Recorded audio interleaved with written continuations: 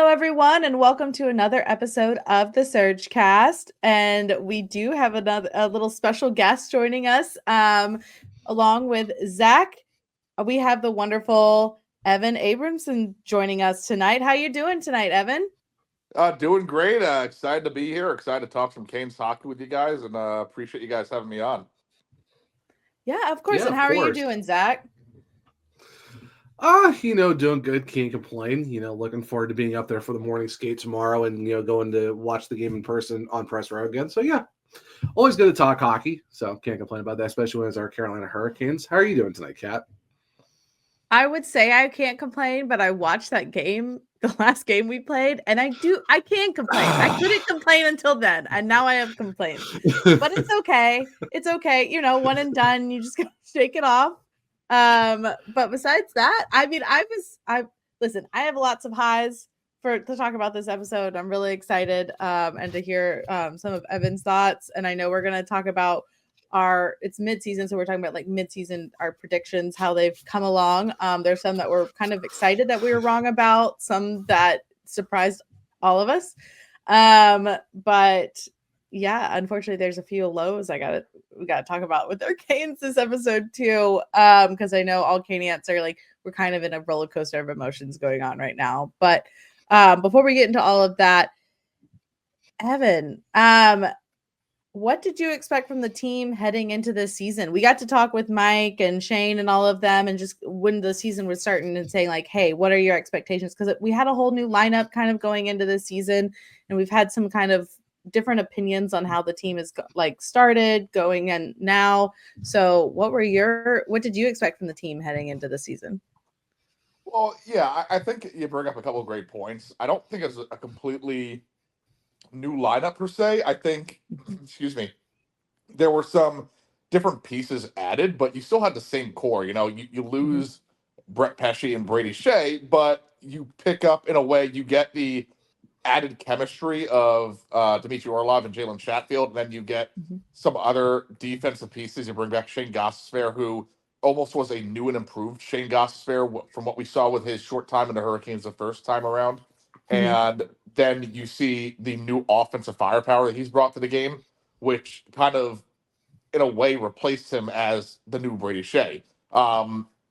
So I think that it wasn't really a completely new lineup. Like, you still have the core pieces. You still have Seth Jarvis, Andre Svechnikov. You still have Aho. You still have, all the big firepower weapons you need. And I think that Eric Tulsky really deserves a lot of credit for what he and the team were able to do and put together in terms of the offseason. You had, 12, 13 different people that needed their contracts evaluated because of the salary cap situation. The salary cap rising by just a couple $1 million, part of the effort by the NHL to make it a higher paying league. But it wasn't exactly like a whole new world of wiggle room for Eric Tulsky. And I think he did a great job of getting the pieces that he needed to bring in here coming into the season, like Sean Walker, William Carrier. I mentioned Shane Gostisbehere. So I think going into the season, I was, like everyone, expecting another playoff-bound Hurricanes team, and that's kind of where we're at right now. Yeah, I mean, I agree. I think everyone has been really pleasantly surprised. Obviously, everyone was thinking maybe with the decor, we would have, maybe kept one, Shea or Pesce. There was always the thought they would both leave. I think when they actually did both leave, everyone had a little bit of a, oh no, moment, especially because they were like, again, also fan favorites. Like, they've just been around. Their tenure was so great with us. But everyone has been pleasantly surprised. Everyone is very excited Ghost was coming. Like, we already had seen what he had been able to do in our system. And so to get him back, and especially for the price point, I think everyone was really excited. Walker was a little bit like, let's see what we get. And it was able to let Orlov and Chatfield kind of shine a little bit more. So I think everyone was really excited. I think everyone was the little bit of I guess reservation everyone had is it felt like we lost some of, like, with Gensel not resigning. Everyone was like, okay, well, what happened to the firepower? Like, we didn't really feel like we added a lot. But then of course they started the season again defying expectations. Like, a lot of us were just like, all right, I'm not expecting amazing right out the gate because everyone has to learn the system. We had a couple new guys with Robinson and Roslovic and all of that. I wasn't really worried about the defense, but it was just like, all right, what are we going to do on the offensive side of things? And I think everyone was pleasantly surprised. How do you think they've performed in comparison to, like, I know you said, like, thinking about we're in a playoff contention, like you were thinking, but is this what you were expecting? Like, where we're sitting third in the Metro? And I mean, we're in a little bit of a streaky run right now, I think. Yeah, I mean, well, first of all, I don't think it was really a shock that we lost with us losing Pesci and Shea. I think if you lost one, you were going to lose both. There wasn't like any kind of you were going to get one or the other. They're so close that they didn't want to really come back if only one of them was coming back. Not putting words into their mouth, but that was just kind of like the vibe and the reporting that we were all doing. So I don't really see it as like a shock that like we lost them because you knew that the Canes weren't going to be able to afford Shea, especially with the spending spree that Nashville went on, getting Stamkos, Shea, bringing in a couple other guys. And then, of course, Brett Pesci going to New Jersey. And again, you've seen that he was prone to injuries. And because of that, Eric Tulsi, smartly enough, wasn't going to throw a lot of money at someone that was prone to getting hurt. So I think it was a smart job of him avoiding that. But in terms of where they are, I think this is perfectly fine. I think this is, where it's expected kind of thing. I mean, you add the firepower of Roslovic, of Robinson, like you said. No one was gonna really expect Roslovic or Martin Necas to do what they did to start out the season in the first 3 months of the season. And I don't think Jake Gensel would have done what they either of them had did.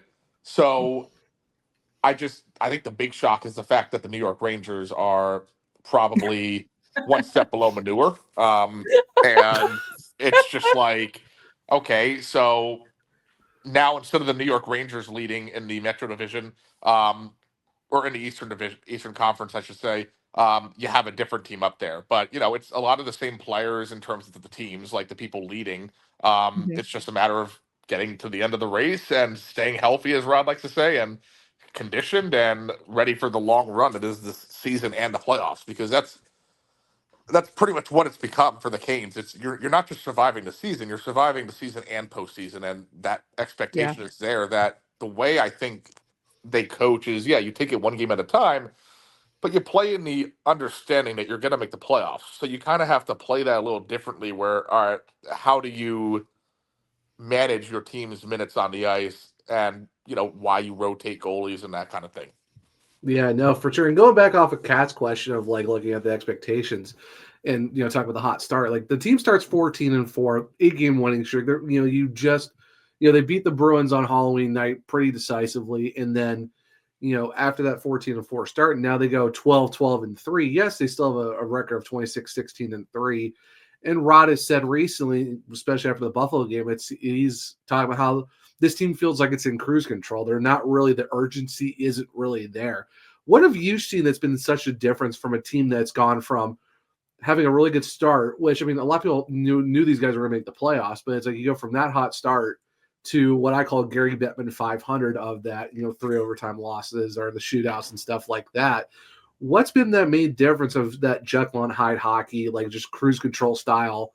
And you just mentioned how you're trying to manage that you're going to make the playoffs, but how do you go through the regular season? I feel like the Hurricanes have kind of gone to the other extreme of just, we'll figure it out when we show up and not really be full go at the start of the game.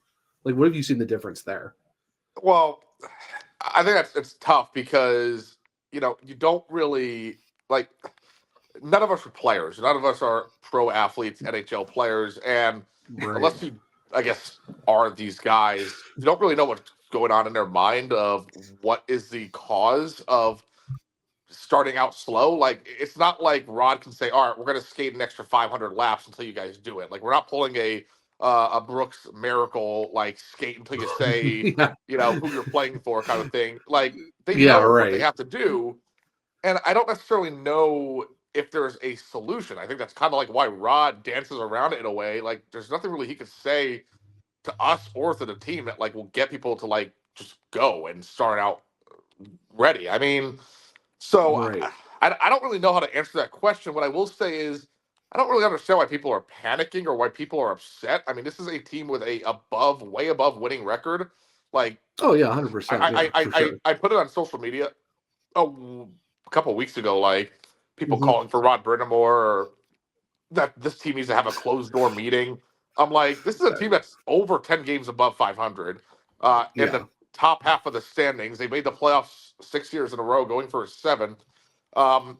Clearly, Hurricanes fans have not been New York Jets fans or Mets fans in baseball or football or some of these other constantly tormented teams, because it's like I don't know what fans are expecting where they are supposed to win every single night. Oh, yeah, no. Players aren't going out saying, we're going to lose this game to Buffalo and go down 3-0. I mean, so I Yeah. just don't quite understand fully the logic Yeah. behind what I'm seeing a lot of fans saying. Mhm. And I don't quite think some of the criticism is fair. The point I always like to make is, okay, fine, you fired Rod Brind'Amour or moved on from Rod Brind'Amour. Tell me what coach that's Yeah. available is the guy you want to bring We've in to said that replace him. before. Yeah, we've Yeah, been like, all right, no, then yeah, tell us who no. you want. Yeah. And to play a little devil's advocate, I would say maybe a lot of Canes fans are Carolina Panthers fans, so maybe they're just really sad when the team that's actually been winning isn't winning, so they're like clutching on to hope. But I would say I agree with that. I don't think there's a reason for saying the season's down the drain on like every time we lose, because like you look at other teams like Vegas, they're losing games. Like, and if you actually look at the points, like the Canes are right there with the top teams. Like everyone ranges from that like 55 points to like 60-point range right now. It's a pretty close race, and the Canes are right there. And the teams that are behind us aren't even that close to catching up at the moment. So unless like a team starts going on a big heater and the Canes really fall off, I don't think there's any reason to be like super worried. I will say the Buffalo game was the one time that I got a little more upset with the team. Just because there was a little bit of, and we'll talk about this a little, but I just felt there was a little bit lack of like desire. It didn't even really look like they wanted to be there. Which I'm always like, listen, if you lose, you lose. But if you lose and you don't try, it just is really hard to watch. But again, like that's up to the team. And like they just have to show out. Like Slavin said it before. I think Rod said, like, they're like, after a while, words are just words. Like you have to actually put in, like, do the actions. You have to show up on the ice. So I agree with you. I don't think there's a giant cause for concern. I think after all of the success this team has had, especially under Rod Brind'Amour, people are just wanting to get to the next step, and the expectations have gotten very high. But speaking of Rod Brind'Amour, what's it like to cover a team coached by Rod Brind'Amour? And do you have any fun interactions or stories to tell from talking with him, or with the best story from the locker room while covering the Canes? Well, before I do that, I want to talk about what you brought up. I mean, again, it's like no player or team, professional athlete, even at the college ranks, at the high college teams, are going out to lose games. I mean, that's just not who these people are. So it's like, I don't quite really understand the whole, like, oh, they didn't show up or they had no desire to be there. I mean, these are guys making millions of dollars who aren't playing for money. They're playing because they love hockey and they've put in their entire life dedicating it to these sports. So I don't really quite understand the whole, like, oh, they didn't want to be there. They didn't have the desire to win. It just wasn't their night. It was one game, I get it. Fans are frustrated that they're going back and forth in the win and loss column, but like, this is again a team that's well above 500. They've made the playoffs 6 years in a row. You're not going to win every single game, and I think it just goes back to the fact that fans might be a little spoiled by how successful this team has been. So I just wanted to kind of point out that like, yes, it was not a great game by the Hurricanes by any regard. However, it's not a matter of, oh, they didn't want to be there. And again, I'm not going to presume to know what they are thinking or how they are, because I'm not a player. I've never been a professional athlete. The most I've ever played was high school soccer, so I'm not exactly someone that can speak to the mind of a professional or collegiate athlete.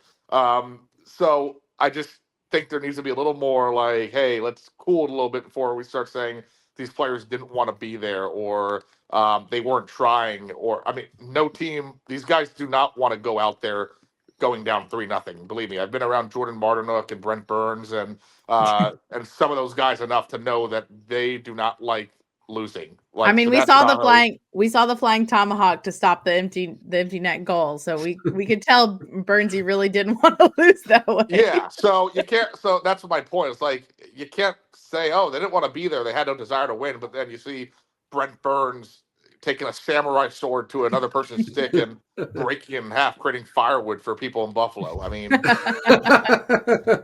he just wanted them to stay warm. That's all. yeah, exactly. So I'll digress from my little rant about that. But I mean, Rod Brind'Amour is a great guy to cover. Great coach in my mind.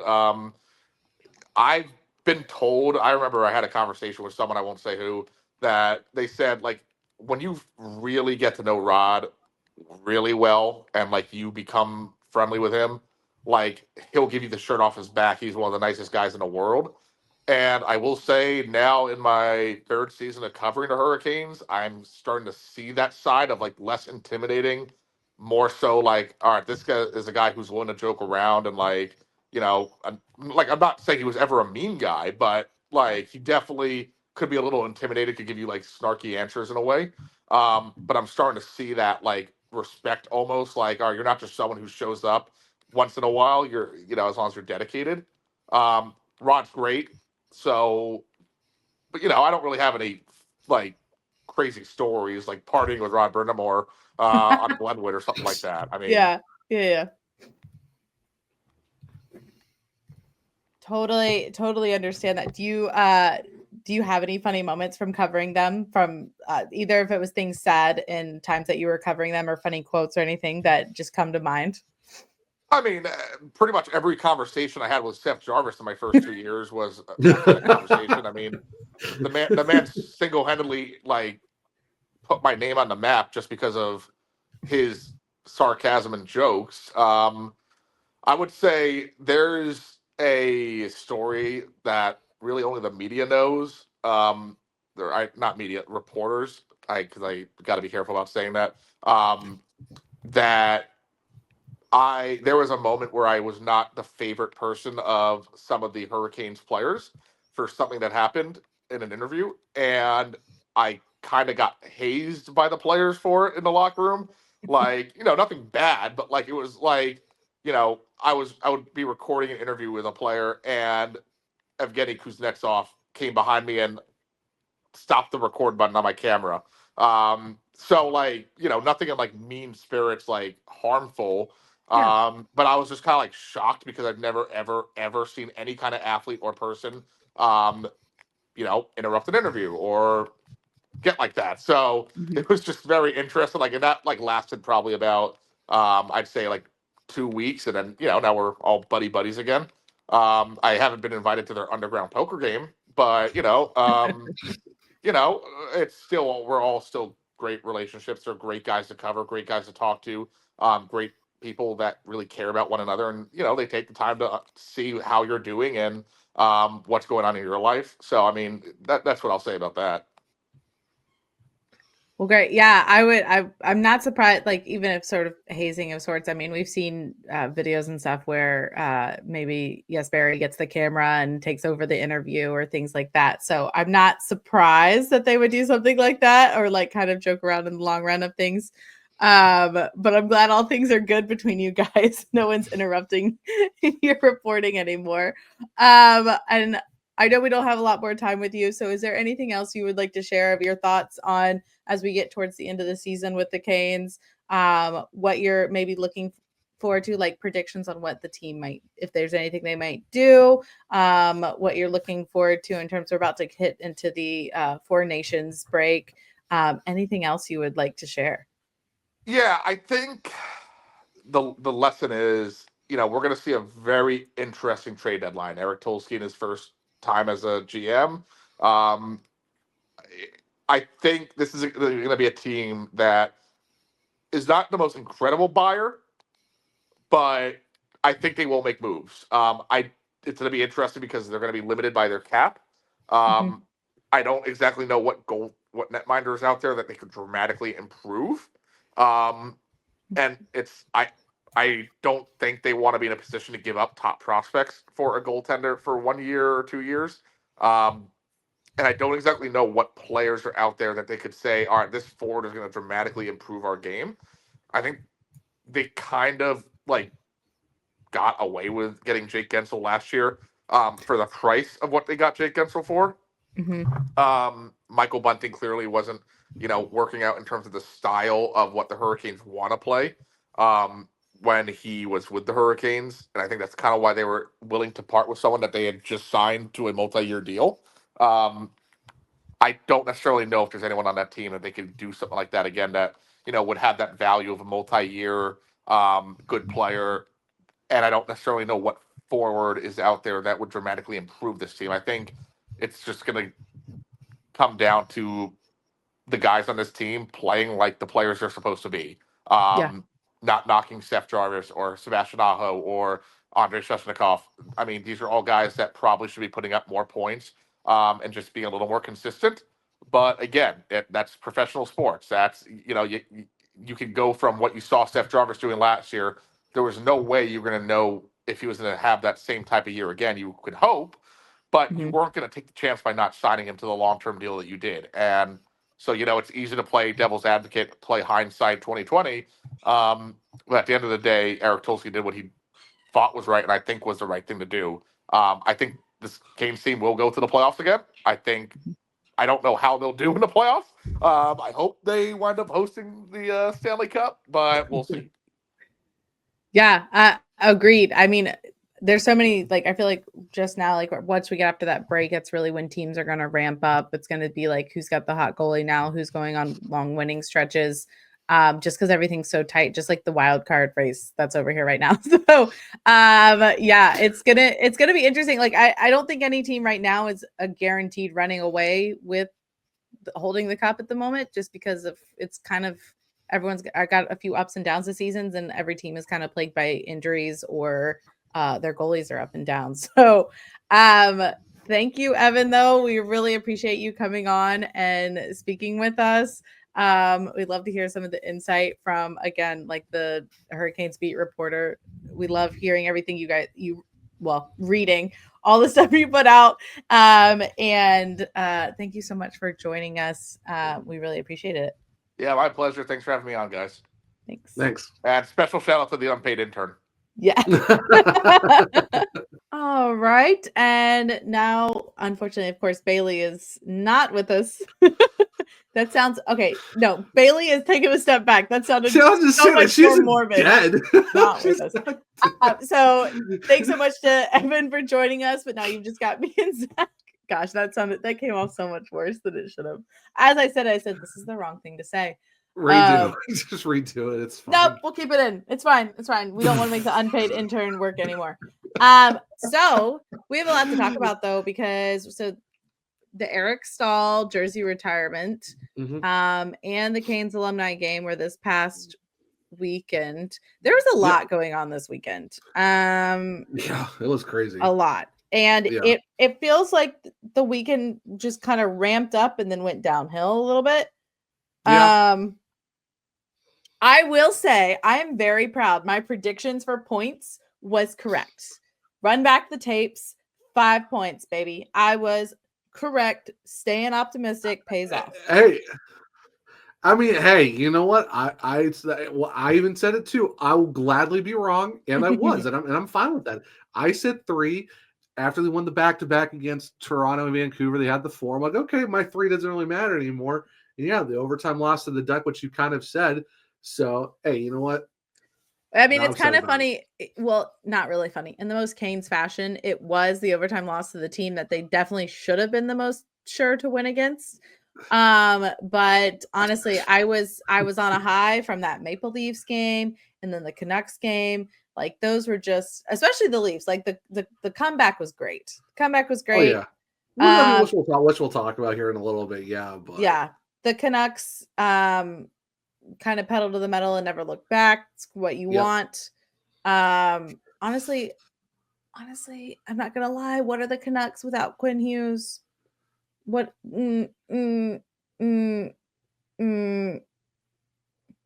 I saw a graphic, Zach, where it literally showed what they did while he was on the ice versus what they did when he wasn't on the ice, and it was drastic. I mean, he just came back from injury too, so I mean, drastic. Anyway, they also have all their little drama going on. But for the Eric Staal jersey retirement, it was great. I was there in person. I got there at 3:00, popped in line, got right in once they opened the doors, and okay, I got there like 2:50-ish, between 2:50. Close. I mean, close to almost 3. You got in line, got in line, walked in, got the bobblehead easy. The banners are on the chairs. It was really nice. They had it really. It was set up really nice. I love seeing the videos and the tributes from previous. That 5-minute intro video was so great. And previous players, hearing from his family.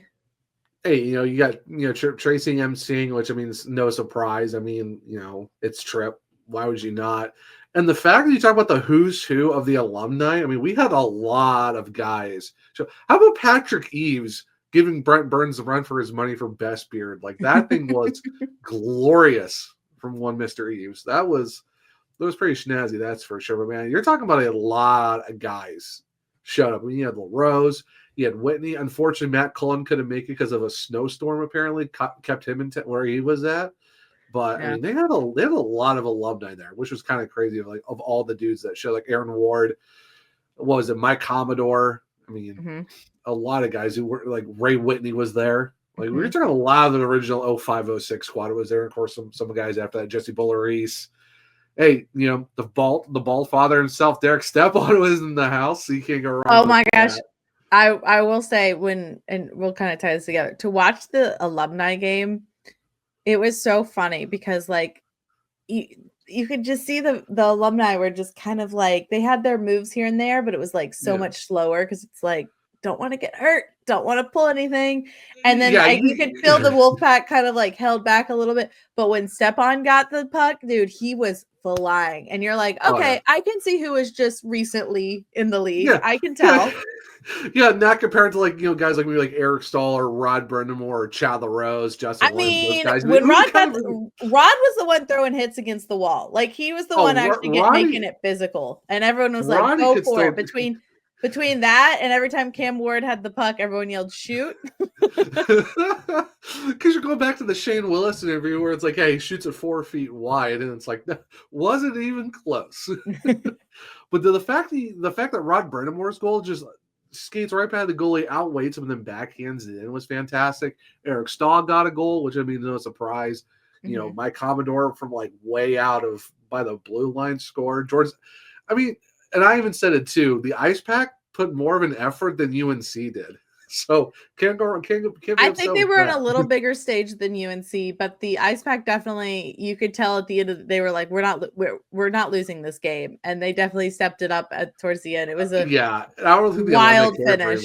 Yeah, I don't think the alumni really cared very much. They were just having fun out there, but it's just great to stack. You got to see a lot of the old guys back together. Bates Battaglia was there too. A lot of people were like, "Where was the BBC line?" I'm like, well, to be fair, to like when you have like LaRose and Brind'Amour and Cole on the same line, I mean that kind of made sense to have those three together and kind of spread out Bates. So I mean overall, I mean, and I'm just glad they were able to live stream, because then a lot of people were like, "How are we going to watch the game?" And I even called it like 3 days before.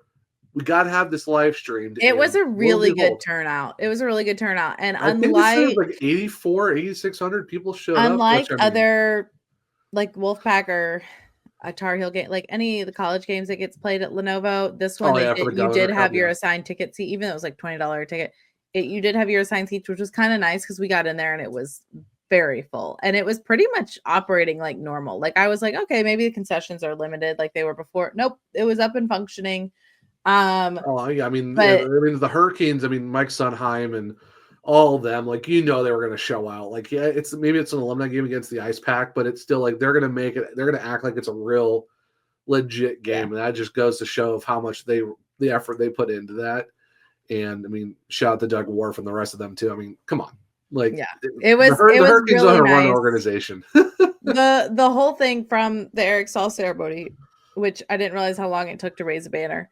But oh yeah, they go very well. I mean, because it's a special moment, right? You don't get your jersey raised every yeah. But it was funny because they didn't it went almost like 3/4 from the top, maybe a little closer, and then they stopped and they said, and they like all did the clap and started walking out, and like they finished it up, and then they finally put it up to. It was like, all right, we're not gonna wait till it's all the way up there. We're just gonna go on. But it was really nice to hear. It was a really great ceremony. You could tell everyone kind of you could see the emotion with his family, his all of the previous teammates, coaches. Great speech. You could that was a guy where you're like, that's a leader. Like he speaks he has been in this locker room. He knows how to talk to these guys. I can only imagine the weight that's on Jordo, honestly. He was having himself a weekend, but just to have, that's his big brother. Like that's what he has to aspire to still is that's just crazy. But it was the Staal family it was great to see. And it was great to see all the support for him.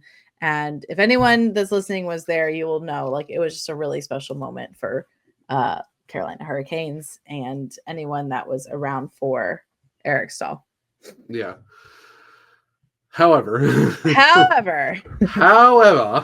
back. That was all the fun on Sunday, and that's where things started to go downhill a little bit.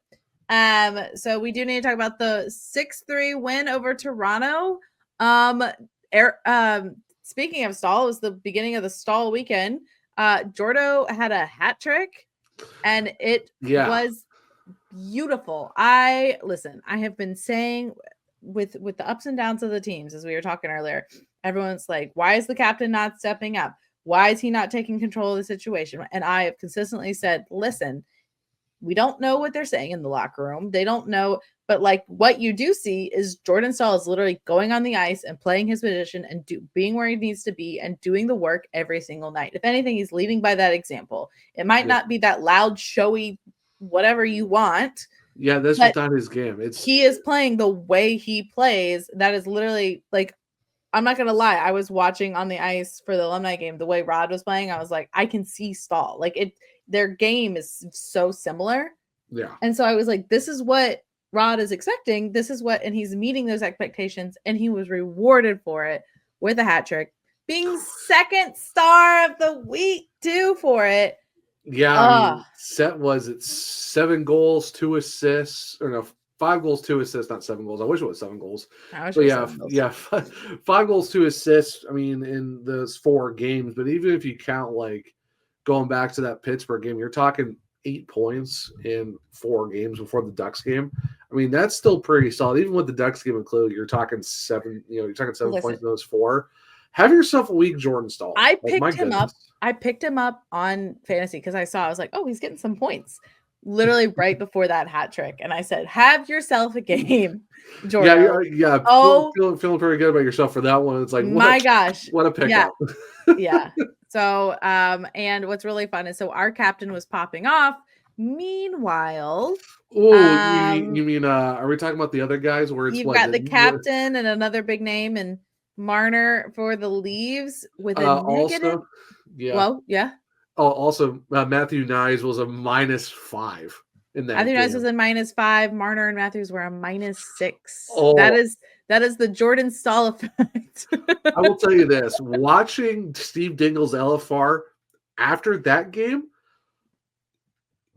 I suggest you have to watch that one. When he brings up that -6. The scream that came from that man. Oh my gosh. I think dogs could have heard that in Edmonton. That's how loud it was. That scream was absolutely insane. And that's just because of the fact that it's -6, -6, -5. And the fact that you're up 2-0 within like 8 minutes of the game. You're on a 5-game heater.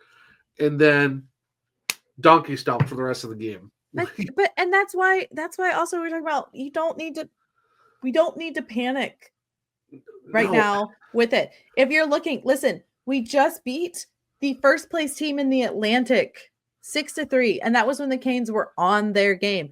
And they beat Vancouver, you know who's what? still a pretty good team. Yeah, and you know what our record is right now? 26-16-3. The Leafs are 27-16-2. There's not that much separation, guys. Like, I know it feels like we're struggling, but the Canes set themselves up so well at the beginning of the season that they can afford to have bad games. Do we want them to have bad games? Did they want to have bad games? No. I thought we'll talk about it. This last one, I thought Rod Brind'Amour was just going to leave the building. Yeah, I know we'll talk about it, yeah, for sure. Like I said, and I mentioned it. I mentioned it on Locked On. I mentioned it on social media too. Like, okay, they started 14-4. You're 12-12-3 in the last 27 games, if my math is correct. I mean, I got pretty heated after the Buffalo game because, I mean, I think everyone rightfully should be after that. But it's, like you said, I'm still optimistic this is still a playoff team. Every team goes through their struggles. The Jets had a losing streak. The Canucks are struggling right now. The Maple Leafs, the Devils, who everyone thought was going to run away, they went on a losing streak after playing us. Yeah. Every team goes through a bad stretch. This isn't really a time to panic. It's just like what Rod said.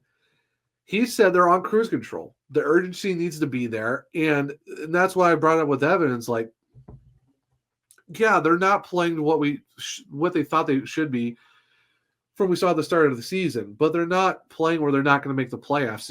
It's a little bit of extended struggle that they are doing right now. Like I said, they're still 10 games above 500 if you're looking at the wins-loss, if you take away the 2 shutouts in the overtime. Even if you add that to the loss total, you're still talking about 26-19. That's still a pretty good overall record when you look at this team who's still 7 points up on the Blue Jackets, who are in the second wildcard spot in the East. And here's the thing, too, Kat. Going into that Buffalo game, the Hurricanes in the entire league, top 10. They are like 9th last time I checked. Even after the Buffalo game, they're probably 10th. And they're top 5, 4th, technically, in the entire Eastern Conference. Oh, yeah. Let's just say, if you're looking overall in rankings of the entire league, we're in the top 10. We're above the Avalanche, and we're above the Panthers. Yeah, we're above them in the rankings. So we can keep going. I could talk about this more, and we probably will. But we do have to say. So then we go on to Vancouver, and that's where you see a Hurricane team. You're like, all right, this is what they're back. They're back. And this is why I said last pod with you and Bailey, I was like, 2025 feels like they have finally taken that step up to their game. There was some, and I was like, I'm optimistic. That's why I thought we were going to get 5 points out of it, because I was like, I think we're on our game. I think we're going to lose some games here and there where it's like, that sucks, but we're going to it's going to be a hard fought game. Yeah. And I wasn't wrong. We got to the Canucks, and it was just like, honestly, it was a cruise with the Canucks. And they had pushes, but honestly, the Canucks game was just fun. Like, it was just like, you could see that the guys knew what they were doing. They didn't let up 1 second of that game. And you just were like, all right, this is fun hockey. We've got it going. And honestly, the moment that Staal scored again, you just have to laugh. You're like, all right, go on a heater. Let's go. And I will say, these games, I saw Svetch step up. That was Svetch that we wanted all season so far. And he finally, these last couple games, I have seen Svetch that we need. He powers to the net. He's doing great passes. He's getting back on defense. He's holding the boards. Like, I'm like, thank you, Svetch. This is what we wanted. This is the player that we expect. This is we just have such high expectations for him. And we're like, this is what happens when you meet them. Like, this is, and I know he even has another level, but it was so nice. Like, not only did you get the win, but you saw players that were all of their efforts were either coming up short or they were struggling, but then you see that actually get paid off. You're like, this is perfect. This is great. You go to the Ducks, and the running joke is that, like, okay, well, what are the odds that we don't perform on a night where we're celebrating one of our alum? Kane Statbrand put it out there. We are 2-1 the last 3 times with, I think it was, they lost the Glenn Wesley night, but they won for Francis and Brind'Amour. if you add the Hall of Fame ceremonies, lost for Justin Williams, and luckily we were there for the Cam Ward one when they beat Montreal. So technically we are 3-2-1 or 3-1-2 now, or 3-2-1. Yeah, 3-2-1. I want to give them a little break. Right, I want to give them a little break because it was a long hockey weekend. Like that's a hard game to end on. Well, yeah, we got the red carpet ceremony before the actual ceremony itself. They didn't sit through the whole ceremony, and then you have over an hour until the game actually starts because they're like, oh, we have a whole hour to kill, and it's like, oh, okay. I applaud them on the I do applaud them on the comeback. Yeah, that was. You see the power play back in effect. The goal by Jarvis was great. Yeah. I personally, and we'll talk about goalies later. I was not happy with the goal that Piotr gave up in the overtime. I think that one was a little soft by him, considering the rest of the work that got put in. But I'm not going to put that game on him. I'm not going to put that game on him because he held it to where the Canes had a chance to come back. Yeah, I mean that was the only shot of the overtime too. So I mean, Cutter Gauthier was just after the night he had in Philly. He was mad after Philadelphia. Well, the unpaid intern was also chirping him, so we can also blame the unpaid intern a little bit for setting that fire. I mean, but honestly though, I mean, I will say this: like, man, you gotta feel bad for Cutter. I mean, some guys don't want to play for their teams. Okay, that's fine, but the Flyers did it in such a way. But also, I'm sorry. Weaponized the entire fan base. He's a teenager. He's literally a kid. But I'm going to point this out. I'm going to point this out right now. As much as that sucks for a player like that to say, "Hey, I don't want to play here." Yeah, I full-heartedly believe that Connor Bedard right now is wishing he had done something similar. I'm sorry. I'm sorry. He doesn't look like that. He's not even looking like he's having fun. Like he hit 100 points or 100 goals, something. Yeah, 100 points. He was one of the fastest. He didn't even look excited about it. Like, I know he's not the most outgoing player, but honestly, after a while, if you're putting in all that work and your team just continuously a struggle, I mean. But anyway. So yeah. I understand that. But that's Philly being Philly. It's not that surprising. But we got the point. We got the point out of the Anaheim game. So we're all right.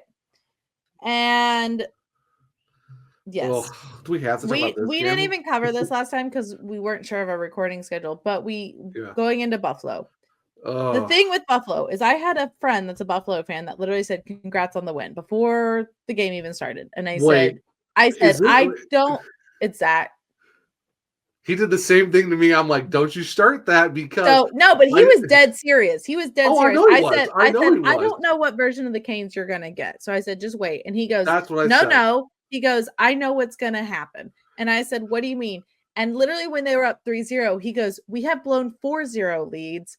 I'm still scared. Twice to the Avalanche. I said, okay. And so we scored the one, and he goes, here it comes.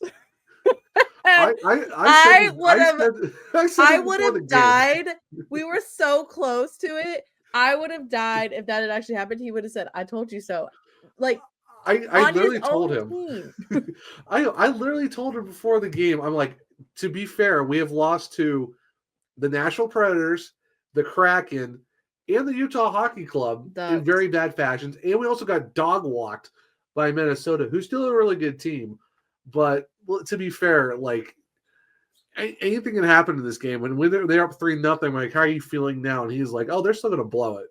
And I'm like, that's sure. Someone that is his hope is gone. But... Oh, he's got the end. He's got the National Lacrosse League team. He's got the Bills. The Bills. I said congrats to him, and he said, "Yay!" And I was like, "You're not even excited about this win." He said, "Yeah, we won a game. We almost lost." I'm like, you know what? You got the Bills. You're fine. You're good. I do want to point out. So, I think so. My issue, which I brought up a little bit with Evan, my issue with the Buffalo game is from the get-go, and it was a little bit like the Wild game, only somehow worse. The effort wasn't there. So, with the Ducks, we were shooting, we were trying, like it was like, yeah, you got some bad unlucky goals here and there, but we were like trying our darndest to get something to go. And watching the Buffalo game, we were getting forechecked in our own end. Like we were just casually skating to it, and a Buffalo player would be there and be like, nope. And I was like, it's our own end. And we're on the power play. That's like Slavin and Burns. That's Slavin and Burns so passing. Lazy. The Burns and the Slavin, the two lazy passes by those two, like just not smart hockey. No. The opening goal, I'm not gonna say it's on Chatfield. I think Chatfield did everything but it started because Orlov casually went to get the puck. It was like they didn't think the team they were playing were worth their full effort, and Buffalo said bet. And it was just like a lot of slow to the puck. Like it was just like, it was like watching the alumni skate a little bit. I was like, you're in the NHL. This isn't just a fun game against a college team. Like, why is there no urgency? I've been saying this all season. This is like your grandfather's NHL where you can go into the 90s and watch like the Avalanche or the Red Wings with like their roster full of Hall of Famers go in and absolutely spank the other team on any given night. Every team has stars. The Sabres. You still got Cousins, Thompson, Tuck, Power, Darlene. You still have guys on bad teams. Like we talk about the Blackhawks. You still got Bedard. You still got Foligno. Hall has won an MVP. You still have dudes. And the fact that you go out there and give a guy in Ryan McLeod his first ever hat trick. Which isn't really, it's not actually. They didn't actually. They took it away from him because they gave it back. They gave it back to him. They gave it back? They gave it back to him. He was so they gave it to Thompson and then gave it back to That's wild. Cloud. So yes, so he did get the Hattie. Hurricanes hockey. We had the momentum. They didn't register a shot in the third period because the third period was still scored. The third period is when the Canes said, "Okay, we're ready to play now," and it's like, buddies. We've been playing for 2 hours already. What do you mean you're ready to play now? And so we started playing, and that's when you're like, all right, here the goals are flowing, but it's like a little too late because, like, again, it was like, and the salt in the wound is that it was on TNT. And so you're like, all right, if it was on ESPN, you're like, oh my gosh, they're just gonna, they'll talk about Buffalo anyway, whatever. Like, no, they're gonna talk crap about us. The TNT guys were so nice. They were like, yeah, it's really Carolina's just kind of, it's their own mistakes. And they're like, but they have the chance to get back into it. They were literally, I was like, you're being too nice to us right now. Go ahead and talk about it. These guys look terrible right now. I was like, look at these. They even said Marty Nietzsche. That off chance by Burns' pass and then Slavin's. And I was like, yeah, talk about it. Talk about how bad it was. Because I'm upset. 74 never does anything like that. And then he did it in this game of all games. So the fact they're talking about Marty Nietzsche is like, they're like, we just need to see a little bit more from him. And it's like, thank you. But also, but yeah, the thing too is, in Sportsnet stats put this out there. This is the first time since this was a recorded stat back in the 60s, Kat. This started getting recorded after the first expansion. The first team to ever allow a goal without giving up a shot in a period. The Buffalo Sabres scored a goal with 0 registered shots on goal, and they still scored a goal. And it happened against the Hurricanes. Like, of course, we get a first for something like that. We give a guy his first ever hat trick in a game where Brind'Amour said after they were talking about. He said they were on cruise control. This is, and I said this on Locked On. I want to say it again. They showed a video of Rod muttering over his shoulder on the bench. Oh, you look like he was talking about Perry. I said that's the scariest thing I've ever seen.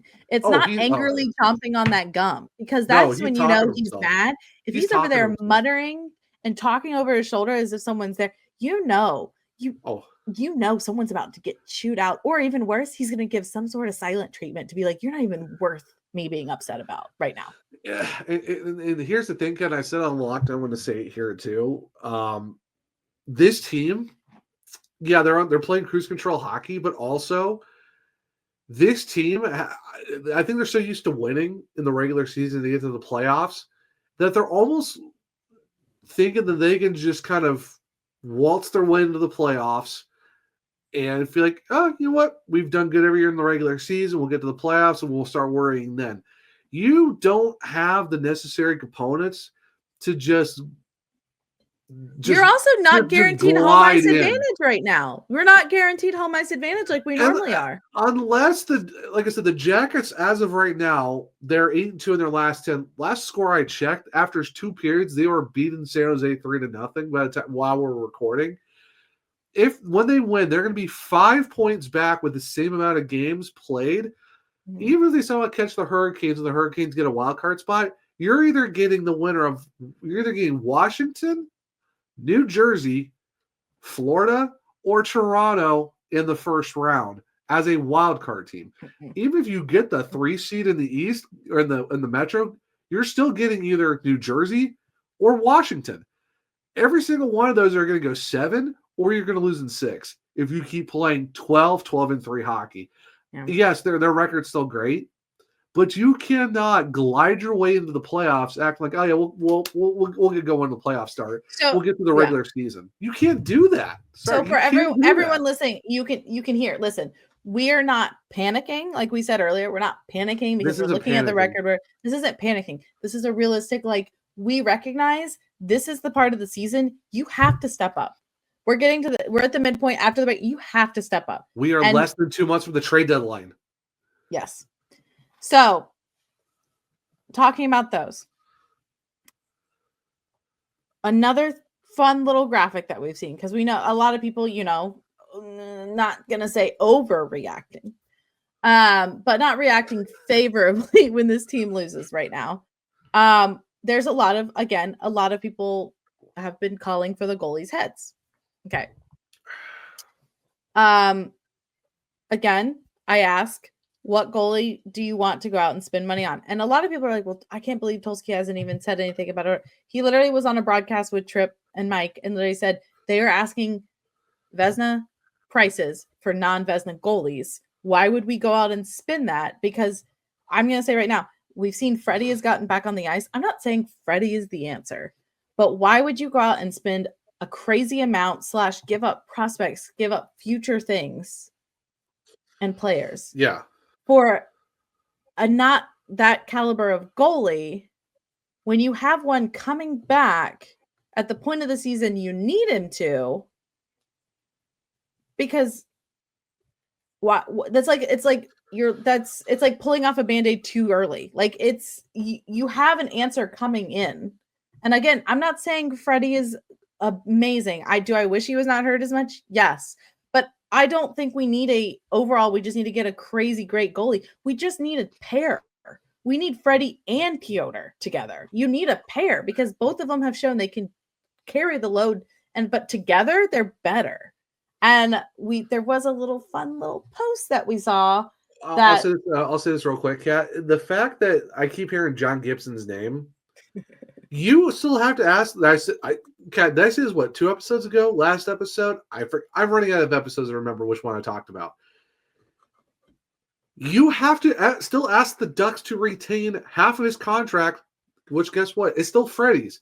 And then if you get Freddie back, what are you going to do with the extra money from Gibson's contract? Because we don't have $3.2 million in cap space. Even if you send Tokarski back, you're still well below $3.2 million. I'm sorry.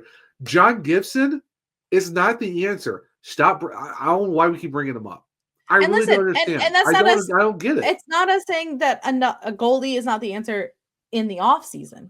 I'm saying right now. It's an offseason move. It's an offseason move. I'm saying right now, you don't have stuff to play with to get that. There aren't that many goalies available. No, good teams aren't going to go with their goalies. No good teams going to go with the goalie.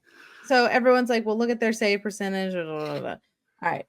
The NHL Network shared a graph. And it said the league average save percentages in the last 10 years. All right. 10 years. In 2015 to 2016, it was 0.915. Okay. You know what it is in 2024, 2025? 0.901. This is league average save percentage. It's literally 900, and that's what Piotr has this season. I quote to you this graphic, and I gave you every single guy's save percentage before the Buffalo game. Tokarski at the time was 907. He's at .902 after 6 games played. Piotr after 28, .901. Freddie, .941 with his 4 games. I'll even give you some extra stats too. Spencer Martin in his 9 games that he played, .846. Okay, it is what it is. Jan Pretz, .857. Of course, he played that one game where he gave up 1 goal on 7 shots against. You really can't put that against him. Well, you still have 2 goalies right at league average. And the thing is, Kat, Pyotr Kochetkov, 16-9-2 with a .254 goals against. Oh, and he has a shutout. Oh, and he also has 3 assists in over 1,600 minutes played. Dustin Tokarski, 4-2 with a .218 goals against with that .902. Oh, he also has a shutout in almost 360 minutes played. Also, for everyone wondering, do you want to know the season what Shesterkin's is? I can only imagine. Do we want to know what Shesterkin's is? Shusty's is, I mean, granted, the Rags team he's on, Shusty's is a .907. So not much different. You want to know one? You want to know one even better? Guess what Bob's is? 901, 900. .899. I mean that's Bobrovsky in a nutshell, because outside of the playoffs, he's and you want to know why, and you want to know why I know everyone's saying, like, Shusty's the new top goalie, and you know why I've always said that's not the case until Vasi is done. Guess what Vasi's is? 910. .912. UC Saros' save percentage is still pretty good.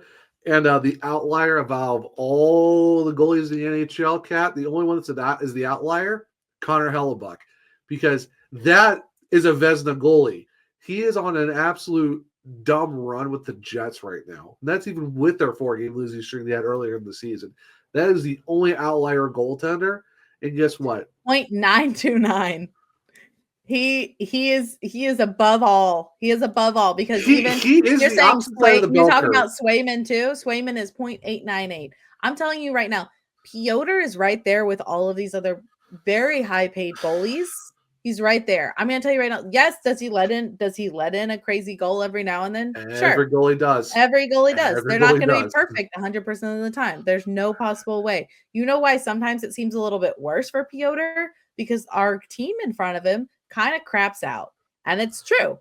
But but look at how the Rangers are crapping out in front of Shesterkin. Like, it's literally like you can't put all of it. I love to quote our friend Annie O'D. I love to say, games won should not be a goalie stat, because it is not on them alone.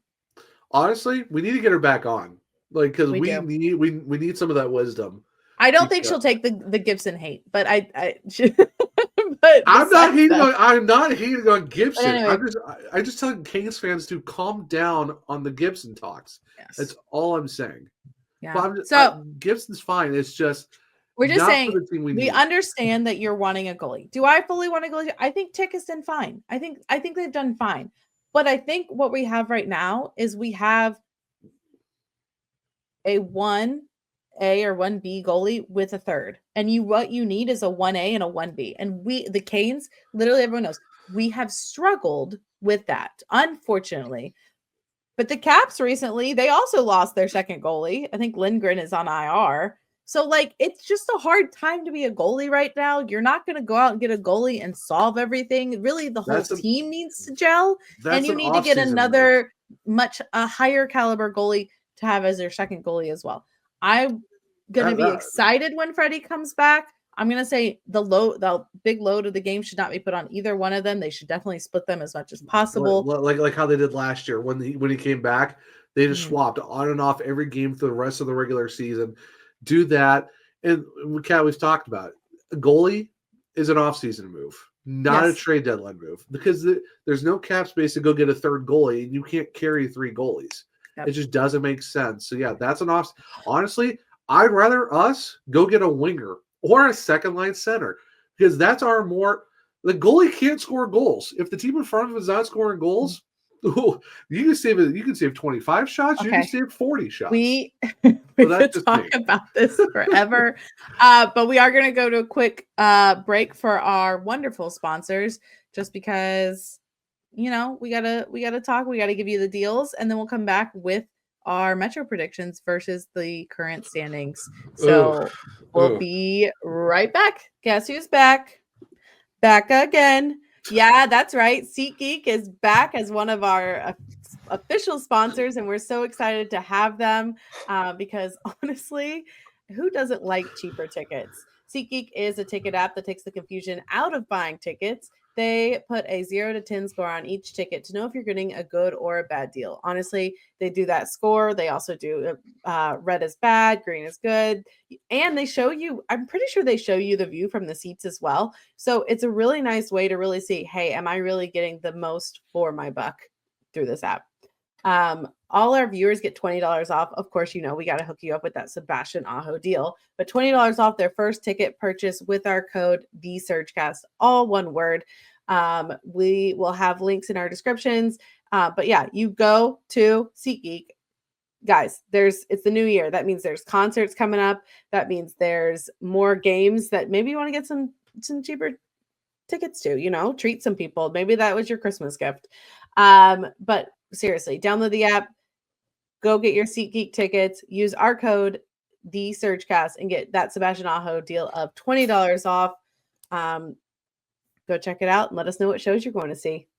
Of course, got to talk about an OG sponsor, and that is Primo X Hockey. They've been with us since even before episode 1, and they've always got some great deals for you guys. You're looking for pucks, sticks, helmets, skates, everything you can desire. They have it. They also got flags. They got koozies. I mean, they're also local too, which is really great. They're right there on 1411 Diggs Drive, Suite E. I mean, also season ticket members for the Carolina Hurricanes. You're also helping support fellow Caniacs as well. Great group of guys. They're open Monday through Saturday. Super easy to check out. Just go to PrimoXHockey.com to check out their hours, check out their amazing store. And if you use the code TheSurgeCast at checkout, you get 20% off your order, which is, another Sebastian Aho discount. And the good thing too is free internet. They have free shipping, which is always awesome to have as well. And of course, if you're not able, if you're able to go to the actual shop, well, let them know that the SurgeCast sent you. Maybe they might hook you up with something. Who knows? But always great to have them around. Great group to have as a sponsor, and we cannot thank PrimoX Hockey enough for being with us since day one. Once again, PrimoXHockey.com. Use the code TheSurgeCast at checkout for your Sebastian Aho 20% off discount. Have you played Pick 6 from DraftKings yet? What are you waiting for? You better get on it. The playoffs are here and time is running out. As the official daily fantasy sports partner of the NFL, DraftKings does fantasy sports like no one else. Play for better payouts on Pick 6. It's super easy to get started. Select 2 or more players. Choose if they'll have more or less of a stat like touchdowns, yardage, sacks, and more. Pick 6 is available in most states, including Missouri, California, Texas, Georgia, and more. And DraftKings is making it even sweeter for first-time customers. New Pick 6 customers play 5, get 50 in Pick 6 credits. Win more cash on Pick 6. Download the DraftKings Pick 6 app and use code THPN. That's code THPN for new customers to play $5, get 50 in Pick 6 credits. Only on DraftKings Pick 6. The crown is yours. The NFL playoffs are in full swing, and you can get in on the action at DraftKings Sportsbook, an official sports betting partner of the NFL. Hey, guess what? Scoring touchdowns is key to winning in the playoffs, and you can score big by betting on them at DraftKings, the #1 place to bet touchdowns. Ready to place your first bet? Try betting on something simple like a player to score 6. Go to DraftKings Sportsbook app and make your first pick. Want to make it even easier? Bet on just the team to win. One option potentially could be to bet the Commanders, so that way the Bears can hire Ben Johnson away from the Lions. That's a Chicago fan of me talking. But current odds right now, Commanders money line looking at plus 360, or even get in for them to cover, plus 8.5. Right now, those odds are minus 108. So new DraftKings customers can bet $5 to get $200 in bonus bets instantly. Download the DraftKings Sportsbook app and use code THPN. That's code THPN for new customers to get $200 in bonus bets instantly when you bet just $5.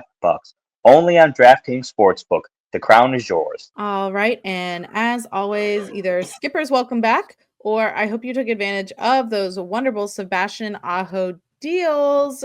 Because again, we love our wonderful sponsors and we're so grateful for them and everything they do for us and our listeners. Woo! But here comes the fun part of the show where we look back at our Metro Division predictions. I'm not that upset about it. I'm not that upset about it. I feel like Zach's probably a little bit more upset than me. I'm happy one of them is wrong because I thought I had these guys higher, but I guess I had them a lot lower than I thought I did. But I'm actually happy where these guys are because I said before the season started, I want them to get in because of a lot of stuff they dealt with, which we'll talk about here in a second. But so other than that, let's see how we want to do with this. Okay, so do we want to start from the top down or bottom up? Let's go from bottom up because we can kind of talk with the teams that kind of surprised us a lot more, and then kind of be like, what the heck did this team do? Bottom up. Bottom up. So we both predicted. This is what Zach was also mentioning. We both predicted the Blue Jackets would be at the bottom. I will disclaimer. All of us, including Bailey, said that we really hope that they do well this season. Like we legitimately were like, please prove us wrong. Do great. We want to see it, but we were just had them down at the bottom. What's really fun is that they are actually in fourth place, fighting for that wild card spot, as you mentioned earlier. And honestly, I love it. You're doing great, sweetie. That's all I want to say about this team. You're doing great, sweetie. Zach Werenski is almost on a Norris type run where I'm like, honestly, the way he's playing, the fact he's been healthy and just absolutely balling out for the Jackets, give that man the Norris. And I will say, I don't know if you've seen the jerseys, Cap, but they just dropped their Stadium Series jersey. Mm-hmm. Oh. The Red Wings helmets are my absolute favorite. The Red Wings helmets are nice, but I love the fact that it's the cannon, but it's not the circle around the cannon. It's just the cannon itself. And then the fact that for the captain's letters, it's this outline of Ohio with the letter in the middle of it. I love Hurricanes ones for their Stadium Series, but I think the Jackets probably have the best Stadium Series jersey. They just have better. Down. A lot of other teams, I will say, they're retro. They have older logos to go back to, and we don't have as much, unfortunately. Yeah, well, even the Jackets don't either because they came in 2000. But those are like I've already said it. I'm getting a Zach Werenski jersey of that Stadium Series because that one is just chef's kiss amazing. Mm-hmm. And also too, Sean Monahan before he got hurt, what a season he's been having too. So, and the fact that he's, like I said, they need a win for Johnny, and right now I hope that I want them to make the playoffs. I'm really glad we're not. I think we're done playing them, right? I'm really glad because every time we play them, chaos ensues. I think we have. Oh, one more. Okay, we have one more home game according to the unpaid intern. We have next Thursday. Well, there you go. Of course. Okay, well, prepare for chaos. All right. Hey, so we might get lucky where this might not be a shootout loss in Columbus, so we have a chance. So the next one. Oh, who did you have on number 7, Zach? Well, the Philadelphia Flyers, and I wasn't completely wrong since that's only 2 positions better than where I predicted them. Well, this is where yes, this is one of my worst ones. But in my defense, nobody saw this coming. Nobody predicted. You were right though, this. but you came out even on that, which is actually pretty solid. I mean, if you're more even than anything else, that's pretty good. I am even on my I've got more predictions right than you. But and you have the number 1 team currently in the Metro as 7th. It's a little insulting, but again, nobody saw the Capitals. No one did. Nobody. Even the pundits didn't even see these guys being that good. Nobody. I'm sorry. No one. So even with PLD on the roster. Like, are you kidding me? You put the Flyers as 7th. Yep. I put the Capitals as 7th. Flyers The Flyers are currently 5th, so you're not far off there. No, not completely. And I was correct with predicting them in 5th. The Capitals are actually 1st. But I had them. another thing 6. nobody saw coming, but everyone prayed for the downfall. The Rangers are in 7th place. The fact that the Islanders so are dead, happy. the Islanders are dead last. The Rangers are in 7th. It's mind-boggling for the fact that I'm looking at these guys might be a little bit higher, but just how far down they are. Oh my gosh, it's insane! It's insane to see that both New York teams are that far behind. Like they're that low is insane to me. I mean, the Rangers are 5 points back from the Blue Jackets. That's the thing, though. So, but they're around there in the wild card spot in the middle there, the points are kind of closer than you expect. Oh yeah, but, I mean the Jackets are like 1 point ahead of like the Senators, but then it's like 1 ahead of them, and then it's like 2 ahead of another team, and then they're like 4 ahead of like Detroit and Philadelphia. So yeah, like a couple of those teams are pretty somewhat close-ish. Yeah. But the Jackets are they're 8-2 in their last 10. I think last time I checked, it's like 3-1 Columbus against San Jose in the middle of the third period. So even then, they're still going to be a little bit farther up on the rest of those wild card teams. Yeah. I'm glad the Jackets are playing well. I wanted them to get in from the start. I like it. I like that they're above the Rangers. Next spot, I was also correct on this one. The Penguins at 6th place. I had the Capitals at 6. You had such high expectations for the Penguins. You know what? I did, and at one point they were in 4th place, so I was kind of feeling pretty good about myself, and now they've fallen back to earth, and sounds like they're going to fire sell almost pretty much the entire team. So and we talked about goalies earlier. This is a team that had Marc-Andre Fleury, and in the year that he is retiring, they are pretty much they've gotten rid of both of the replacements that they were leaning on instead of keeping that man. Yeah. They just put Tristan Jarry on waivers yesterday. And with the fact that he still has a bunch, 3 or 4 more years of his contract. By the way, the Jackets just won, so there you go. There's some more points for those guys. Woo! So, the Penguins are in dire straits. They are now they're going to rely on Nedeljkovic being their main goalie. Yeah, they're hurting. I said wild card for those guys. I think I was a little high on the Penguins just because don't bet against Sidney Crosby and Malkin. Mm-hmm. I'm paying for that one. So in 5th, again, the Flyers. You had the Islanders. Because they always find a way to make the playoffs. I think, granted, I had the Islander. I had them in 4th because I still think sometimes this team can just crawl its way back from death to get into that last spot.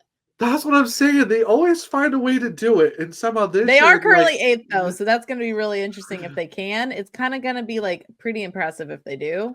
Right, that'd be like St. Louis Blues-esque type of run, but. I mean, it's just interesting. They're down there. They're down there with all the new baby teams and the rebuild teams, and it's just. Well, here's the thing, Kat. They're 32nd in power play and on the penalty kill. Their power play, I think it's 10 or 12%. Their penalty kill, 65%. They are a bit. They're not just 32nd.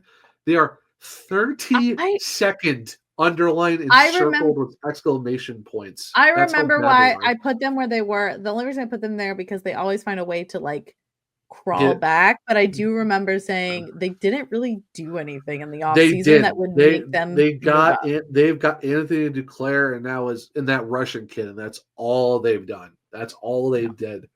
And we both said they'll find a way to make the playoffs, and then right now, not so much the case. So all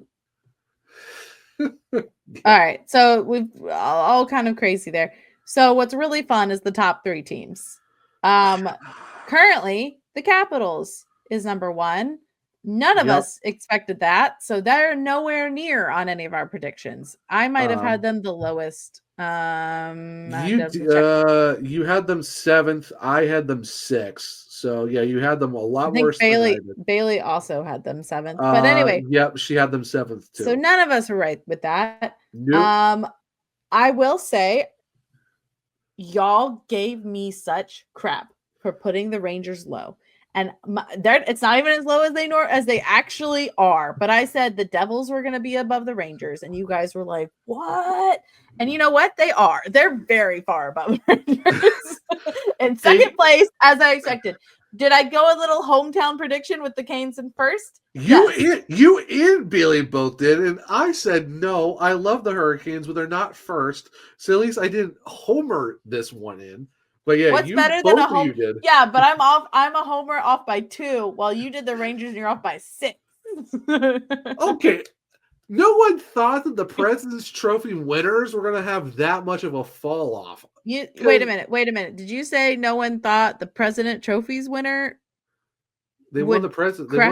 They won the President's Trophy last year. I know, but you're telling me that you didn't think there's a curse to that where you fall off the next season? No, there is a curse. No, there's a curse to not win the cup. There's no curse to have a drop off to where you're 7th in the division.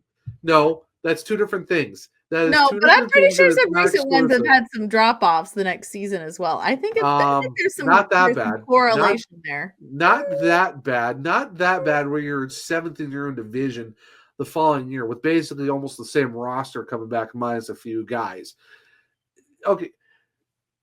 It is what it is. I mean, am I upset that they're playing bad? No. But you can't give me crap saying, "Oh, you had them too high," when it's like, okay, I am giving you crap because you crap when I put them at 3rd. Because it made no sense at the time because they just won the President's Trophy and I know, and I told you they didn't. Back. But I told you they didn't do. Back. I know, but I told you they didn't do any more. They didn't do any new moves to get over the hump. I had my reasonings. I mean, it makes sense, but I wasn't far off because everyone had the Rangers in first place in the Metro. I wasn't coming off of crazy pills. My logic made sense. Sure, so did mine. Okay, then you know what? Good for you once again to prove that you know how to make predictions better than I can. Woo! But yeah, so super fun. We weren't. At least I didn't homer. I did homer. I will always homer. Just kidding. If we're really bad, I won't homer. But I will say I am very. There's some fun little surprises in the Metro for sure. The Capitals, the Blue Jackets. Well, the Rangers on the other spectrum. We didn't talk about 2 and 3 in the division, so we do have to. Oh, sorry. 2 and 3. 2 is the Devils, as I predicted. And 3 is the Hurricanes, but we're only 2 points back from the Devils. As much as everyone thinks we're sinking the ship, we're only 2 points back from the team in front of us. Hey, you know what? For me, I'm happy with myself. That's my closest ones where it's just a flip flop. So those are my 2 best spots is 2nd and 3rd in the division by just a points readjustment of where they're at. So not upset about that. Hey, you know what? At least it's not my +5 or my +4 at the bottom or the -6 up top where you have a +6, a +4, 2 -4s. Yeah. So maybe I wasn't even on 3 of my teams. So you mean on my bracket, I have the one homer that's wrong. And then there's 2 teams, the Rangers and the Islanders, that have just stunk and surprised everyone by how bad they stunk. And then on the opposite side, the Capitals and the Blue Jackets. So you're telling me the 4 teams that have defied expectations up and down, that's what I got wrong. But all the other ones, what were they supposed to be? Yeah, I'll take the outliers, Zach. I will take the outliers. All right. You know what? I have to applaud you, Kat. Yeah, I mean, credit where credit's due. You know what? Like technically, I feel like mine should have been correct if these teams actually performed how people thought they would, but they're not. So yeah, no. You know what though? Hey, you know, game recognizes game. I'll give you a lot of credit for that. Did better than I did. So you know what? Hey, what can you do? It could change though. The season's not quite yet over. Yeah, my friend. Again, this is the point of the season where I feel like this is where you really need goalies to start getting hot, which is again why I think the Canes we're very much like, if we have a goalie coming back at this time, why would we do another big move for another goalie if we're supposed to have a goalie come back and join us? This is the time where you really need to start stepping up. I feel like, especially after the Canes have always been hot going into the All-Star break. Now it's the Four Nations break. And then they've kind of gone off a little bit. Yeah. If we're ramping up a little bit going into Four Nations and then we do better afterwards, even better. Be an outlier, just like we were at the beginning where we really did well on that road trip that we don't normally do well on. I'll take it. But again, I just want to put we have a couple of games coming up, of course, but I do want to put into perspective for everyone. The Canes currently have 55 points. Again, we are in the top 10 of the league right now. Yep. We have 55 points. The leader of the whole league is the Capitals, and they have 63. That's 8 points. All right. That's 4 games. Like it's four wins. We're 4 wins back. Yes. It's not that crazy. Like that's not. No, and there's still lots of hockey left. Like you can easily make up 4 points. Yes. And what you have, the teams you have in front of us, you have the Maple Leafs. We've shown we can play with them. You have the Devils. We've gone 50-50 with them. That'd be a fun series, of course. Stars showed we can come back from them. Wild, don't want to talk about it. Oilers, you don't really know what Oilers team you're gonna get. You know what? We came back from 2-0 down and beat them in overtime. So Knights, we can play with them.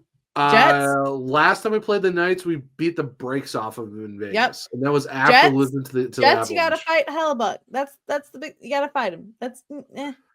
But as a team that has to see Vasi all the time, fine. Vasi, Shesterkin, now Markstrom. Yeah. And honestly, if we have to face the Capitals again, and it's feeling back, and it's like honestly, we haven't seen them back since Brock's game winner, right? McGinn's Brock game winner. McGinn, when the 18-19 playoffs, yeah. And for everyone saying like the big teams have like big scores and all this stuff, like the Avalanche also have 55 points, Panthers 55 points. You got the LA Kings, Lightning, Flames, Bruins. Guys, we're right there.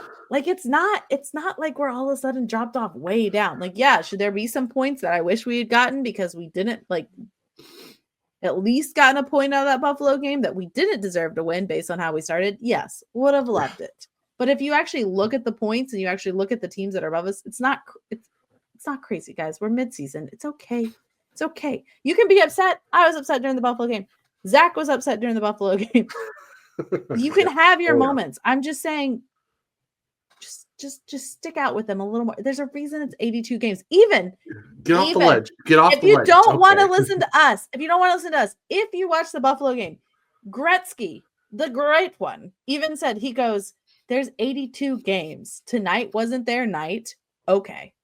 Literally, he was like unfazed. He was like, they're a great team. Tonight, not so much, but there's 82 games for a reason. I mean, hey, if you want to listen to us, I mean, Mike and Shane just dropped a recent episode of Canes Cast, so go listen to that. Go listen to the actual, the therapist. Go lay on the couch, just breathe, and let them talk to you. You'll be fine. So as we wrap up this episode, of course, we got to talk about, we have some fun little games coming up. Speaking of teams that we've competed with in the past, we have Vegas home game, super fun. They are first in the Pacific with 61 points, and I will actually be there. So cross the team off the list. I have not seen them in person yet. Was supposed to be there last week for the Canucks game. Unfortunately, couldn't make it due to the weather because, yay, snow and ice. I hope Rod lit some fire under their butts. Or in general, if them watching back that game lit some fire under their butts. I know. Rod, you need to start well with Vegas. Yeah, Rod after practice today, being Thursday when we record, they basically said you got to make every shift important. And you could tell he was still not happy. So I mean, plus they have the morning skate at 10:30 at Lenovo. So yep. So 7:00 Friday night game against the Knights. Yep. You're back on home ice. Take advantage of it. Then they will be at Chicago on Monday against the Blackhawks. Take the points, man. Take the points. Please play well and take the points. Yes. I mean, it's a last place team. It sucks that you're going to have back-to-back with the Chicago and then Dallas. But you should take those points out of Chicago and then go fight in Dallas. I will say Dallas hasn't, ever since we came back on that Dallas game, Dallas has struggled. Yeah, But for the most part, it's still Dallas, though. It's still Jake Ottinger and Robertson and Duchesne and Ben and Sagan and Heiskanen. yeah, so we'll do that, and then we'll get back into our wonderful Metro games coming back home against the Jackets, and then we'll be away with the Islanders and the Rangers. So, how many points do you think we're getting out of the next 3 games? The Knights, the Hawks, and the Stars.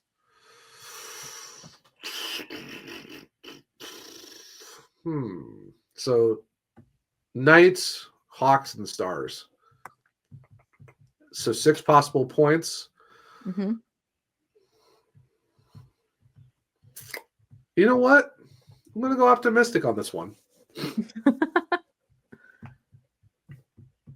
All 6. Okay. Give me a nice little 3-piece. Give me a nice little 3-piece combo for that one of all wins. I'm going to say I'm torn between 4 and 5. You're going to say 5.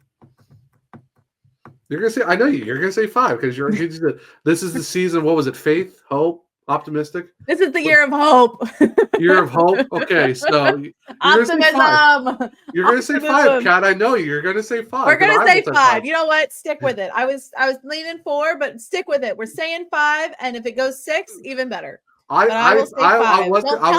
Don't ask me which one we're going to lose a point to, because I have no idea.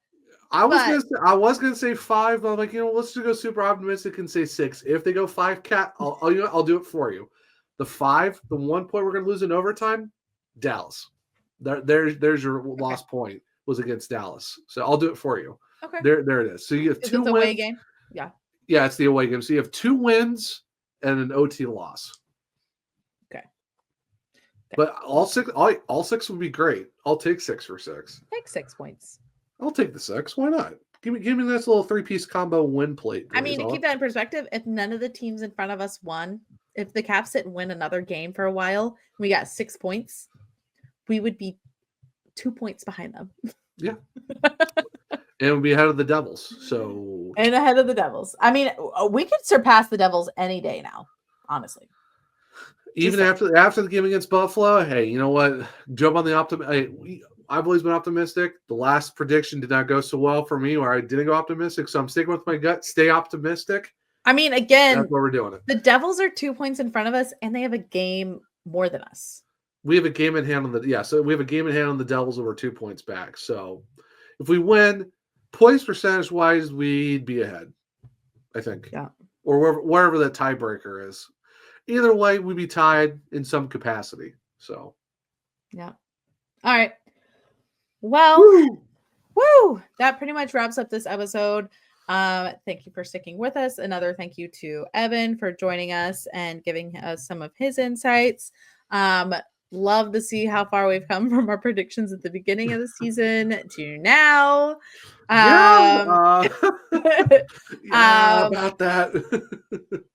Love to talk about the previous games. Can't wait to see what we're doing in the upcoming games. Mm-hmm. And yeah, it's Canes Hockey, guys. We're riding the wave. We're riding the wave. We got to start paddling soon, but right now it's not time to jump overboard because we're still riding that wave. We're all right. I mean, we're 10 games over. We're 10 games over 500, well into 3rd place in the Metro. I mean, they are struggling at 12-12-3 for the last 27. But hey, you know what? But the fact that we're struggling and we're still only 2 points behind the team in front of us. And you know what? Every team goes through their struggles. The Hurricanes have turned around before. Like I said, still optimistic. And I'm saying this is still a playoff team. So and if it continues this way with you're having The Staal line put up points. Fetch is coming into his game. Aho and Jarvis working together. I'm They'll good figure with it out. it. I'm They'll good figure with it it. out. I would love They'll if figure it out. Rosberg started his point streak again. That would be great. Nate just got a goal last game. We could see that again. I would be Yeah. happy with a lot of these things. So Shane But- Gostisbehere doing Shane Gostisbehere like he's things. back. And Rod did say, I know everyone's like, oh, the power play. Okay, first of all, yes, the power play. Yeah, it looked a little without Ghost. It has looked better. And the stats of it is actually not as bad as everyone thinks it is. So No. it's okay. Just If I could breathe after the Buffalo game, everyone else can breathe. Hey, this is going a guy who ranted for 17 minutes after the Buffalo game. If I can do it and be fine, You just later, gotta get it you're out. right. The day it happens, right after rant, go turn on something. Pay attention to something else. Have a piece of chocolate. Go to sleep. Do something. But then Or the next both. day, Just have a combo of both. Yeah, be all right. all of Be the all right. above. But then the next day, just breathe it out. Yeah. Breathe it out. And Anyway, I'll be in town Friday for the Vegas game, so looking forward to that. It's gonna be a lot of fun. yes, I'm excited to get back into Lenovo. Yeah. Always good time in there. For this, that's going to be it for this episode of the SurgeCast. Zach, where can they find you and where can they find the network? Well, you know what? Let's do the network first. It is going to be at It doesn't matter what I say. You're going to do the other one first. I know this is how it works. I just prepare myself. Hey, gotta keep you on your toes a little bit. So it's the hockeypodcastnetwork.com. If you want to check out THPN, they have a podcast on every hockey team that you can think of, even college. I think they do women's hockey too somewhere in there. So make sure to check that out. Terry Ryan from Shoresy, he's got his own podcast. If you want to go check that out, a lot of great guests over there. Yeah, so we've been with them for I think our second season now, and it's always a great time with these guys. We're glad to be part of the network. They just big shout out to Dylan and Kyle for bringing us on, and just having fun with live streams and all that good stuff. So subscribe to their YouTube. They're always doing live streams. Make sure to check those out. Because even we jump on sometimes. You just never know when we'll be on there. If you want to check me out, I'm at One True Zach on X. I'm also on Blue Sky, the Zachary Martin. You want to check me out over there? Yes, I do have another podcast. It's Locked on Hurricanes, LO_Hurricanes on X. I do have link trees in my bio where you can check out my writing. Yes, I write at the Hockey Writers, or just go to hockeywriters.com. You'll find me over there. Kat, where can they find you and the podcast? Yeah. So if you're looking for our podcast, hi, hello. So you First do the of all, opposite. Do the opposite of what I do. You're already listening. You're already listening. So you found us already once. But if you want to find us on socials, you can find us on X, Blue Sky, Instagram, and YouTube at The SurgeCast. Literally super easy. Type in The SurgeCast, one word, and you'll find us. It'll pop up. We also have link trees showing all of our different things. Go check out all of the wonderful graphics, questions, all the stuff the unpaid intern posts. He really loves engaging with you all. He also, we're just gonna pretend we're just gonna pretend that TikTok is not going anywhere because one, I will be very sad about it, and so will our unpaid intern because now we do have a SurgeCast TikTok. Of course, it's when we started the SurgeCast. If you like little you miss us and we don't give you our recaps fast enough because we do it once a week. Well, our little unpaid intern loves to do his little videos telling you what happened in a game you missed. So super fun. Go check those out. Go give those a follow, a repost, all of that stuff. We're going to pretend like that app is not going anywhere. Because honestly, that's how I love to watch all of my other hockey podcasters is their little clips from their videos. It's great. Yeah. But yeah, go follow, like, subscribe, all of those fun things on all of our socials. And then if you want to find me, hey, I'm on Twitter, X, all of these things keeps changing, at Caniac Chick. And while it's around, and also you can start following me, I guess, Instagram, I'll pick that back up, but it'll be KVT Hunter 74 on TikTok and Instagram if you want to give those a follow, because if TikTok goes away, knock on wood, it will not. I will be posting videos on Instagram. Not as fun, but whatever. Reels. Woo! Yeah. Yes. The boomers win. Anyway, so thanks for joining us for another episode. We love talking with you all, and we hope you guys have a wonderful rest of your weekend, whenever you're listening and gracing your ears with our voices. But for all of us at the SurgeCast, we'll see you next time on the SurgeCast. Let's go, Canes. Bye.